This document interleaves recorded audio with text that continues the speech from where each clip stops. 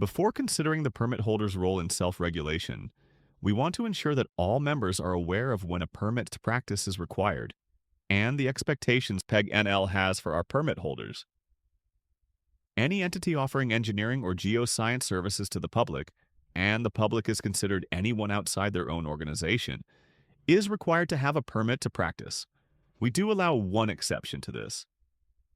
When a sole proprietor is acting as a contract employee to a single organization, the sole practitioner does not require a permit to practice. This does not mean that a sole proprietor who only has one client at a time and can have multiple clients each year does not require a permit to practice. They do. For the exemption to apply, there must be a longer-term employee-employer relationship between the sole proprietor and the organization they are offering services to. While many permit holders are consultants, this is not always the case. If a non-consulting company provides engineering or geoscientific services to another person or company, it will still need a permit to practice.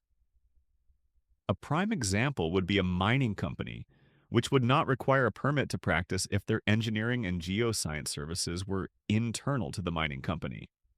However, if they offer those engineering or geoscience services to another mining company, they will require a permit to practice. Now that we understand when a permit to practice is required, let's get back to the expectations of permit holders in self-regulation. Permit holders should have management system that supports professional practice and ensures that all work is carried out by skilled professionals, qualified by virtue of education and experience, and registered in good standing with PEG-NL. It also means the organization has committed to only practice in the disciplines for which it is licensed and competent. Conduct the business of the organization and the work of its employees in accordance with the legislation.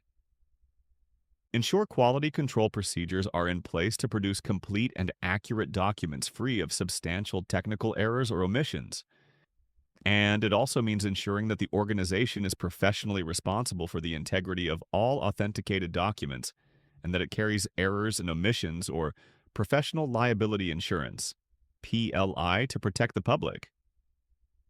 The member in responsible charge, or MERC, in conjunction with senior management of the company, is responsible for maintaining an organizational environment in which the practice of engineering and/or geoscience can be conducted in accordance with the Act, regulations, and bylaws. So, in addition to ensuring the permit holder meets the above expectations, the MERC is also responsible for ensuring that all those who practice engineering and geoscience within their organizations are professional members registered with PEG-NL, they practice within their area of competence, adhere to PEG-NL's Code of Ethics, and that restricted titles are assigned appropriately. Company standards at least meet accepted profession standards. Both permit and member stamps are properly applied to all professional documents, and all professional members are supported in maintaining currency through continuing professional development.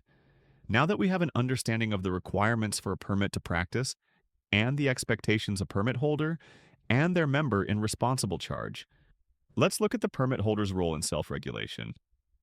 As mentioned earlier, permit holders are the third partner in a well-functioning self-regulation system. Permit holders are in a unique position to complement and support members in their self-regulating role. They can complement it by giving PEG-NL more insight into the professional transactions performed each day. As with professional members, permit holders understand the issues involved and can notify us if these issues need to be addressed by PEG-NL. Permit holders should encourage and support their professional members when situations arise involving issues of unprofessional conduct or possible ethical violations occur. Permit holders must understand that professional members must not be constrained by company concerns when it comes to reporting professionalism and ethics issues. Permit holders must also realize that their organizations are bound by the same code of ethics as professional members, and their duty to report would include not only their obligation to report, but it would also include not restricting the obligations of their employees to report. An added obligation under this partnership for permit holders is ensuring all members in their employ are engaged in all aspects of self-regulation. From a business perspective, making sure others are held to the same high standards of professional and ethical behavior, you set for your company and your employees makes sound business sense, as it will tend to level the playing field. Again, we realize many companies will have concerns about reporting on businesses they know or may have to work with in the future, which, like professional members, lead us to our next point: public interest versus self-interest. As just mentioned, permit holders are held to the same ethical standard as professional members under PEG NL's Code of Ethics bylaw. This means their paramount ethical obligation is to act in the public interest. When the public interest conflicts with a business interest, permit holders must be willing to put the public interest ahead of their business interest. For the partnership to work and self-regulation to be maintained, a permit holder's concerns must center around questions like, what can I do to ensure my company and my employees achieve high performance and professional standards? How can I help my employees who are acting on the edge of ethical failure or observe others in similar situations? What is my role in protecting the public and the public interest when there is a potential impact to my business interests? So how do permit holders approach their obligations toward the self-regulation partnership and protecting the public interest? Again, let's look at these in terms of the three broad areas we have discussed earlier for professional members: professionalism, ethical and competent practice, and compliance, starting with professionalism. Permit holders can ensure their employees who are professional members are aware of their obligations to always act professionally in all situations.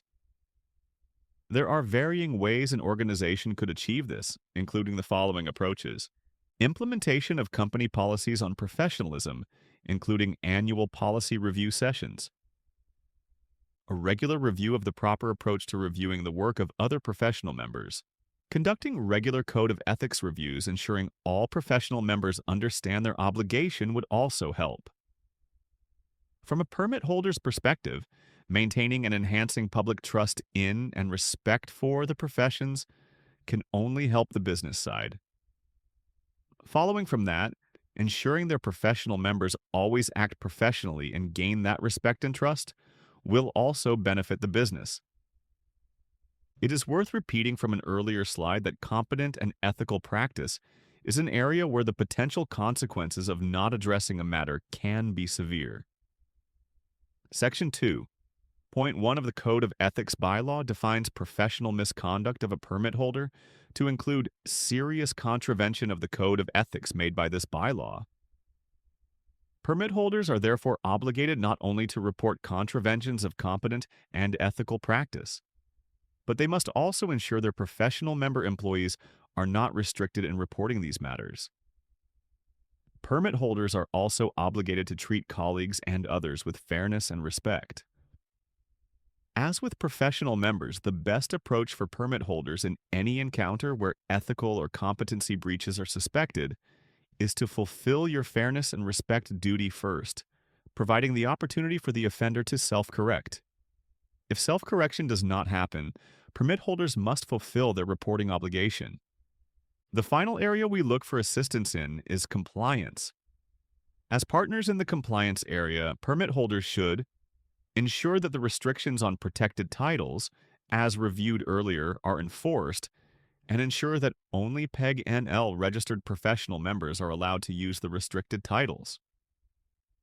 Ensure any job ads you produce for professional engineers and geoscientists list registration with PEG NL as a must-have criteria. Listing eligibility for registration is not sufficient as their application may not be accepted, or there could possibly be delays in receiving all the information necessary to process their application. If the person is offered a job based on eligibility, they will not be able to practice their profession until the registration process is complete. Ensure anyone in the organization who performs work that falls within the definition of the practice of engineering or geoscience in the Act, as we reviewed earlier, is registered with PEG NL. To finish off, let's look at a final hypothetical example. Review the scenario and decide how you would answer the question before clicking next to Proceed to the answer. The best answer is D. While confronting or reporting the member are not wrong, the best approach is to attempt to de-escalate the situation and ask to speak with the member privately. Remind the member of their need to always act professionally and that they could be perceived as being representative of the attitude of their profession. In closing, we hope you better understand the concepts of professionalism and self regulation and the roles of each of the partners, PEG NL, professional members, and permit holders play in these matters.